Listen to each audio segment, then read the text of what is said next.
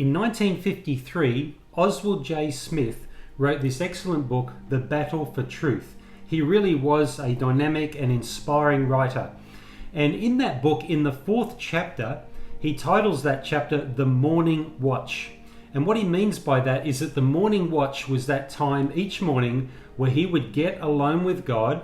That became his practice, and he would spend time alone with God in the Word and in prayer. And this is what he said about it.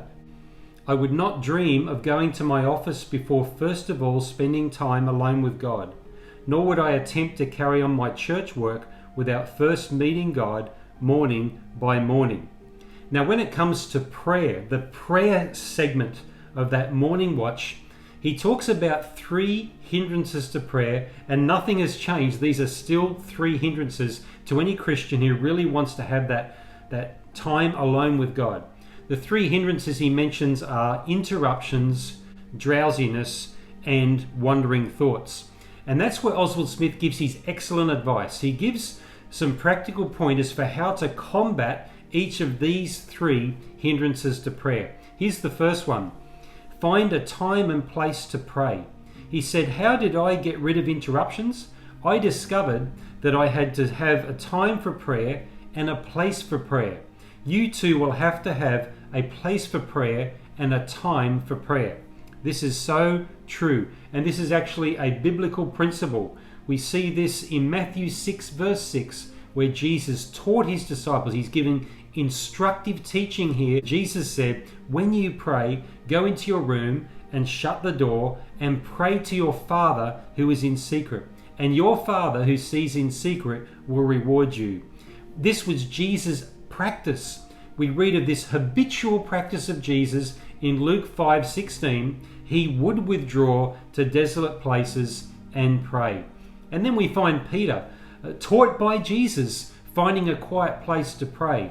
Acts 10:9 tells us that Peter went up on the housetop about the 6th hour to pray. The second piece of advice Oswald Smith gives is to pray while walking. He puts it this way. Have you ever become drowsy when you have been at prayer? You know what I mean. You kneel down and place your head on your arms, close your eyes and attempt to pray. Before very long you become drowsy, and at times you fall asleep. Thus drowsiness hinders your prayer life. Isn't this the truth? It is so easy just to get drowsy. We can start off well-meaning. I'm just going to get down on my knees, but the flesh is weak. So Oswald Smith goes on to say this. How did I overcome drowsiness? Let me tell you, I never kneel when I pray. I never stand or sit.